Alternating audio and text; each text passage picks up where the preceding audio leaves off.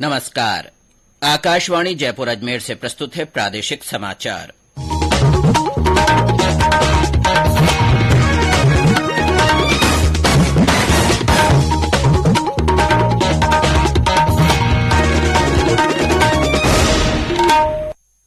मुख्य समाचार।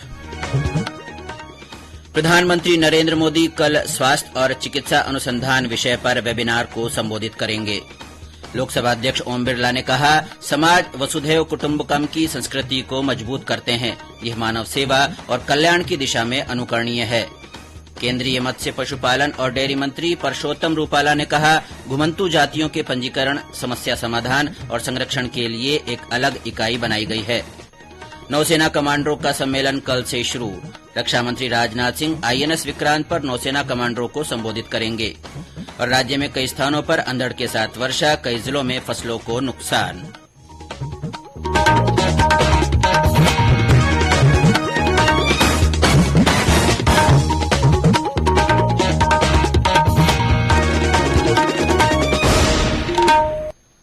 समाचारों के साथ मैं अब्दुल हनीफ और अब समाचार विस्तार से। प्रधानमंत्री नरेंद्र मोदी कल स्वास्थ्य और चिकित्सा अनुसंधान विषय पर वेबिनार को संबोधित करेंगे। इस वेबिनार में स्वास्थ्य और औषध दोनों क्षेत्रों के 3 सत्र आयोजित होंगे। इसमें केंद्र सरकार के संबंधित मंत्रियों और सचिवों के अलावा राज्य सरकारों तथा केंद्र शासित प्रदेशों के संबंधित अधिकारी भाग लेंगे। बजट घोषणाओं के बेहतर कार्यान्वयन के लिए सुझाव देंगे। केंद्र सरकार के प्राथमिक क्षेत्रों में सामाजिक विकास शामिल है। इनमें 57 नर्सिंग कॉलेज की स्थापना, निजी क्षेत्र के साथ मिलकर चिकित्सा अनुसंधान को प्रोत्साहित करना, औषध नवाचार तथा चिकित्सकीय उपकरणों के लिए पाठ्यक्रम शामिल है। सरकार ने बजट घोषणाओं के प्रभावी क्रियान्वयन के लिए 12 वेबिनार की योजना बनाई है और कल का वेबिनार भी इसी का एक हिस्सा है। केंद्र सरकार ने बजट में 7 क्षेत्रों को प्राथमिकता दी है जो एक दूसरे के पूरक हैं। इन क्षेत्रों को अमृतकाल का सप्तर्षि यानी पथ प्रदर्शक कहा गया है। प्रधानमंत्री ने कहा है कि नैनो तरल डीएपी उर्वरक को मंजूरी दिए जाने से किसानों का जीवन आसान होगा। श्री मोदी ने रसायन और उर्वरक मंत्री डॉ मनसुख मांडविया के एक ट्वीट के जवाब में यह बात कही। श्री मांडविया ने कहा कि नैनो यूरिया के बाद अब नैनो डीएपी को मंजूरी दी गई है। केंद्रीय कृषि मंत्रालय ने इसे मंजूरी देकर अधिसूचित भी कर दिया है। श्री मांडविया ने कहा कि इससे किसानों के जीवन में बदलाव आएगा और आत्मनिर्भर भारत के प्रधानमंत्री नरेंद्र मोदी के दृष्टिकोण को मूर्त रूप देने में मदद मिलेगी। नैनो डीएपी का उत्पादन उर्वरक निगम इफ्को द्वारा किया जाएगा तथा ये देश की कृषि और अर्थव्यवस्था के लिए एक क्रांतिकारी परिवर्तन सिद्ध होगा। लोकसभा अध्यक्ष ओम बिरला ने कहा है कि समाज वसुधैव कुटुम्बकम की संस्कृति को मजबूत करते हैं। यह मानव सेवा और कल्याण की दिशा में अनुकरणीय है। श्री बिरला आज कोटा में आदि गौड़ ब्राह्मण समाज के कार्यक्रम को संबोधित कर रहे थे। उन्होंने कहा कि समरसता सौहार्द के साथ सभी समाजों को आगे बढ़ना चाहिए। कोई परिवार में मनमुटाव हो जाए तो समाज के बड़े लोग बैठते हैं, आपस में चर्चा करते हैं, मनमुटाव को समाप्त करते हैं। समाज में कोई संकट आता है, कोई विपत्ति आती है तो समाज के लोग उसकी मदद करते हैं और कैसे समाज आगे बढ़े। जब हर समाज अपने समाजों को आगे बढ़ाने को लगेगा तो देश आगे बढ़ेगा और यही हमारे को संस्कृति अपनानी है। भारतीय संस्कृति के आध्यात्मिक ज्ञान से वह पोषित हो ताकि एक अच्छे समाज की निर्माण हो। इस अवसर पर रक्तदान शिविर का भी आयोजन किया गया। केंद्रीय मत्स्य पशुपालन और डेयरी मंत्री परषोत्तम रूपाला ने कहा है कि घुमंतू जातियों के लिए एक अलग इकाई बनाई गई है। यह इकाई घुमंतू जातियों के पंजीकरण, उनकी संख्या, समस्याएं और संरक्षण के लिए काम करेगी। श्री रूपाला राष्ट्रीय संस्कृति महोत्सव में भाग लेने के लिए आज बीकानेर पहुंचे। यहां उन्होंने घुमंतू पशुपालकों से विशेष परिचर्चा की और एनआरसीसी की अनुसंधान से जुड़ी गतिविधियों का अवलोकन किया। पशुपालन मंत्री ने आकाशवाणी के संवाददाता से विशेष बातचीत में बताया कि प्रधानमंत्री नरेंद्र मोदी ने देश के पशुधन के स्वास्थ्य के लिए एक नई पहल की है। हमारे प्रधानमंत्री श्री नरेंद्र मोदी जी ने देश के सारे पशुओं को भारत सरकार के खर्चे से वैक्सीनेशन कराने का प्रोग्राम चालू किया है और उसमें 13,000 करोड़ की मातबर राशि का भी आवंटन करके रखा है। सो देश के पशुओं के स्वास्थ्य के बारे में हमारे प्रधानमंत्री जी ने एक बड़ा नया रास्ता लिया है। पशुओं के लिए मोबाइल वेटरनरी यूनिट भी हमने मंजूर किए हैं। पूरे देश में 4000 से ज्यादा मोबाइल वेटरनरी यूनिट राज्य सरकारों को उसको संचालन करना है। केंद्रीय मंत्री ने आज बीकानेर के राष्ट्रीय उष्ट अनुसंधान केंद्र परिसर में ऊंटनी के दूध से बने उत्पादों को तालीमबद्ध करने के लिए बनाए गए केंद्र का लोकार्पण किया। साथ ही उन्होंने केंद्र में लगाई गई प्रौद्योगिकी प्रदर्शनी का अवलोकन भी किया। कार्यक्रम में बीएसएफ के उप महानिदेशक पुष्पेंद्र सिंह राठौड़ ने कहा कि बीएसएफ की ओर से ऊंटों की ट्रेनिंग और संरक्षण को लेकर विशेष प्रयास किए जा रहे हैं। बीकानेर में पिछले 9 दिन से चल रहा 14वें राष्ट्रीय सांस्कृतिक महोत्सव का आज समापन होगा। समापन समारोह के दौरान स्थानीय कलाकारों की ओर से विभिन्न प्रस्तुतियां दी जाएगी। आज शाम होली पर विशेष संस्कृति के रंग, होली के संग लोकनृत्य और सलमान अली की संगीतमय प्रस्तुति के बाद आतिशबाजी होगी। और ब्यौरा हमारे संवाददाता से। 9 दिनों तक चले इस महोत्सव में देश भर से आए 1000 से ज्यादा कलाकारों ने अपने अपने प्रदेश की कला संस्कृति से रूबरू करवाया। देश की सांस्कृतिक विरासत को बढ़ावा देने तथा कला संस्कृति के संरक्षण को लेकर देश में 7 सांस्कृतिक केंद्रों की भी अपनी इस महोत्सव में सहभागिता तो रही ही, वहीं देश के 8 पद्मश्री कलाकारों ने भी अपनी अपनी कला का प्रदर्शन कर दर्शकों का मन मोहा। महोत्सव के दौरान न केवल लोक संगीत, शास्त्रीय संगीत, आधुनिक संगीत सहित अन्य कला विधियों को इसमें स्थान दिया गया, बल्कि हस्त निर्मित उत्पाद, हस्तशिल्प कलाकृतियों सहित अन्य स्टॉल भी आकर्षण का केंद्र रहे। मोहम्मद रफीक पठान, आकाशवाणी समाचार, बीकानेर। ये समाचार आकाशवाणी जयपुर अजमेर से प्रसारित किए जा रहे हैं।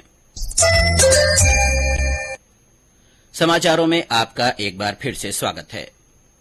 नौसेना कमांडरों का सम्मेलन कल से शुरू होगा।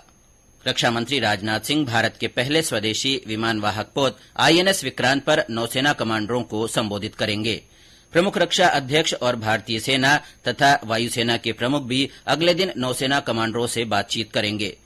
नौसेना प्रमुख अन्य कमांडरों के साथ पिछले 6 महीने में नौसेना की ओर से शुरू की गई संचालन, प्रशिक्षण और प्रशासनिक गतिविधियों की समीक्षा करेंगे। सम्मेलन में भविष्य की महत्वपूर्ण गतिविधियों पर भी चर्चा होगी। ये सम्मेलन सैन्य रणनीतिक स्तर पर महत्वपूर्ण सुरक्षा मुद्दों पर चर्चा करने के एक संस्थागत मंच के रूप में काम करता है। इस दौरान नौसेना कमांडरों को अग्निपथ योजना की वर्तमान स्थिति से अवगत कराया जाएगा। असम के राज्यपाल गुलाब चंद कटारिया आज उदयपुर पहुंचे। यहां राज्यपाल को पुलिस ने गार्ड ऑफ ऑनर दिया। वहीं भारतीय जनता पार्टी के कार्यकर्ताओं ने फूलमालाओं से उनका स्वागत किया। ये पहला मौका है जब श्री कटारिया राज्यपाल बनने के बाद अपने गृह क्षेत्र उदयपुर पहुंचे हैं। वे 4 दिन के प्रवास पर उदयपुर पहुंचे थे, लेकिन प्रधानमंत्री नरेंद्र मोदी से बैठक के चलते श्री कटारिया कल शाम दिल्ली के लिए रवाना होंगे। कोटा के दशहरा मैदान में चल रहे सूक्ष्म, लघु और मध्यम उद्योग एमएसएमई औद्योगिक प्रदर्शनी और मेले में आज दूसरे दिन लोगों का खादी और ग्रामोद्योग के उत्पादों में खासा रुझान देखा गया। प्रदर्शनी में आज शाम रंगारंग सांस्कृतिक कार्यक्रमों की प्रस्तुति होगी, जिसमें रॉक म्यूजिक और इंडो वेस्टर्न कंसर्ट भी शामिल है। प्रदेश भर में होली और धुलंडी की तैयारियां जोर शोर से की जा रही है। मंदिरों में जहां फागोत्सव की धूम मची है, वहीं बाजार भी रंगों और पिचकारियों से सजे हुए हैं। कोटा में परंपरागत झांकियां बनकर तैयार हो गई है। रियासतकालीन परंपरा के अनुसार गढ़ पैलेस स्थित जलेब चौक में होलिका दहन की परंपरा का निर्वहन किया जाएगा। वहीं विशेष झांकियों को आज रात आमजन के लिए खोल दिया जाएगा। बूंदी में 4 भुजा मंदिर में होली मिलन समारोह आयोजित किया गया, जिसमें जिला कलेक्टर रविन्द्र गोस्वामी ने भाग लिया। जालोर में होली के विशेष अवसर पर होने वाले गैर नृत्य की तैयारियां भी जोरों पर चल रही है। श्रीगंगानगर में होली के अवसर पर बाबा खेतरपाल मंदिर में 2 दिवसीय मेला शुरू हुआ। पहले दिन लोगों ने बाबा भैरवनाथ को तेल और सिंदूर चढ़ाया। इस मंदिर में बाबा भैरवनाथ को होली पर तेल और सिंदूर अर्पित करने की परंपरा रियासत काल से चली आ रही है।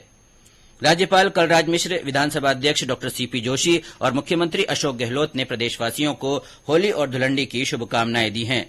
पुलिस महानिदेशक उमेश मिश्रा ने होली के अवसर पर पुलिसकर्मियों को कानून व्यवस्था बनाए रखने के लिए मुस्तैदी से काम करने के निर्देश दिए हैं। कोटा के जिला कलेक्टर ओपी बुनकर ने एक आदेश जारी कर होली पर नदियों, चंबल की नहरों, वितरिकाओं में नहाने पर रोक लगा दी है। अजमेर के पुष्कर में कल से शुरू हुआ पहला अंतर्राष्ट्रीय होली महोत्सव के दूसरे दिन आज मेला मैदान में कैमल शो का आयोजन किया गया, जिसमें ऊंटों ने विभिन्न करतब दिखाते हुए देशी विदेशी पर्यटकों का मन मोह लिया। इस मौके पर सजे धजे ऊंट भी आकर्षण का केंद्र रहे। और ब्यौरा हमारे संवाददाता से। पुष्कर में महोत्सव के तहत आज रात मेला मैदान में कालबेलिया नृत्यांगना गुलाबो अपनी प्रस्तुतियां देंगी। इसके बाद गायिका अनुराग पोडवाल की भजन संध्या होगी। महोत्सव में सोमवार को रात पुष्कर सरोवर के 52 घाटों पर लगभग 1.25 लाख दीपों से दीपदान किया जाएगा तथा आतिशबाजी होगी। रात को गायक हरिहरन म्यूजिक कंसर्ट करेंगे। महोत्सव के उद्घाटन के बाद शनिवार शाम को नृत्य नाटिका एवं गायिका विद्याशा ने भजनों की प्रस्तुति दी थी। ओम माथुर, आकाशवाणी समाचार, अजमेर। झालावाड़ जिले के झालरापाटन में आज भगवान द्वारकाधीश मंदिर की 58वीं पंचकोसी परिक्रमा निकाली गई। इसमें बड़ी संख्या में श्रद्धालुओं ने परिक्रमा पूरी कर द्वारकाधीश मंदिर में महाआरती में भाग लिया। राज्य में बीते 24 घंटों के दौरान कई स्थानों पर अंधड़ के साथ वर्षा हुई। राजधानी जयपुर, कोटा और उदयपुर में वर्षा के समाचार हैं। वहीं आज कोटा, चित्तौड़गढ़, उदयपुर सहित आसपास के क्षेत्रों में मेघ गर्जन के साथ हल्की बारिश हो सकती है। कल से राज्य में एक नया पश्चिमी विक्षोभ सक्रिय होने से तेज हवाएं चलने के साथ वर्षा हो सकती है। मौसम विभाग के अनुसार जयपुर, भरतपुर, अजमेर, उदयपुर और कोटा संभाग में मंगलवार और बुधवार को हल्की बारिश होने की संभावना है। झालावाड़ में वर्षा से धनिया और संतरे की फसल को नुकसान की संभावना है। बूंदी में तेज हवाओं के साथ बारिश से गेहूं की खड़ी फसल को नुकसान पहुंचा है। कोटा में मंडी में सूखने के लिए फैलाया गया धनिया बारिश के साथ नाले में बह गया और बचा हुआ धनिया काला पड़ गया। जालौर जिले के चीतलवाना तहसील क्षेत्र के दूठवा गांव के पास भीमगुड़ा नर्मदा नहर की वितरिका टूट जाने से आसपास के खेतों में पानी भर गया। इससे फसलों को नुकसान हुआ है। आकाशवाणी समाचार जयपुर ने अपने श्रोताओं में मोटा अनाज के प्रति जागरूकता के लिए संदेश श्रृंखला शुरू की है। इसमें श्रोता संदेश भेजकर बता सकते हैं कि वे अपने भोजन में मोटा अनाज किस तरह काम में लेते हैं। आज सुनिए झालावाड़ से हमारी श्रोता पिंकी का संदेश। मैं पिंकी झालावाड़ से। मोटे अनाजों में हम मक्का को बड़े चाव के साथ खाते हैं। मक्का को पिसवाकर उसके आटे के ढोकले बनाए जाते हैं। इसके लिए सबसे पहले आटा गूंथा जाता है, जिसमें स्वाद के अनुसार हम नमक, मिर्ची, हल्दी डालते हैं, कटा हुआ हरा धनिया भी, और आटे की गोल गोल बाटी बनाकर पानी में उबालकर फ्राई करके दाल के साथ खाया जाता है। इससे पाचन भी सही रहता है। आर्थिक मामलों के सचिव अजय सेठ ने कहा है कि लगातार कई उतार चढ़ाव से विश्व को निकालने में G20 ने मदद दी है और वैश्विक आर्थिक मुद्दों पर लगातार निर्देशन उपलब्ध कराया है। भारत की मंशा इसे पूरे विश्व, विशेषकर दक्षिणी गोलार्ध के लिए और प्रासंगिक बनाने की है। उन्होंने कहा कि G20 की अध्यक्षता भारत को मिलना एक अवसर है, जिसमें सामूहिक समाधान और बहुध्रुवीयवाद पर फिर से भरोसा बनाने का उत्तरदायित्व है। श्री सेठ वैश्विक वित्तीय समावेशन भागीदारी की दूसरी बैठक को आज हैदराबाद में संबोधित कर रहे थे। उन्होंने कहा कि विकासशील देशों के साझे भविष्य में व्यापक भूमिका के लिए भारत हमेशा तैयार है। और अब अंत में मुख्य समाचार एक बार फिर। प्रधानमंत्री नरेंद्र मोदी कल स्वास्थ्य और चिकित्सा अनुसंधान विषय पर वेबिनार को संबोधित करेंगे। लोकसभा अध्यक्ष ओम बिरला ने कहा है कि समाज वसुधैव कुटुम्बकम की संस्कृति को मजबूत करते हैं। यह मानव सेवा और कल्याण की दिशा में अनुकरणीय है। केंद्रीय मत्स्य, पशुपालन और डेयरी मंत्री परषोत्तम रूपाला ने कहा है कि घुमंतू जातियों के पंजीकरण, समस्या समाधान और संरक्षण के लिए एक अलग इकाई बनाई गई है। नौसेना कमांडरों का सम्मेलन कल से शुरू होगा। रक्षा मंत्री राजनाथ सिंह INS विक्रांत पर नौसेना कमांडरों को संबोधित करेंगे। और राज्य में कई स्थानों पर अंधड़ के साथ वर्षा हुई है। कई जिलों में फसलों को नुकसान भी पहुंचा है। इसी के साथ प्रादेशिक समाचार बुलेटिन समाप्त हुआ। नमस्कार।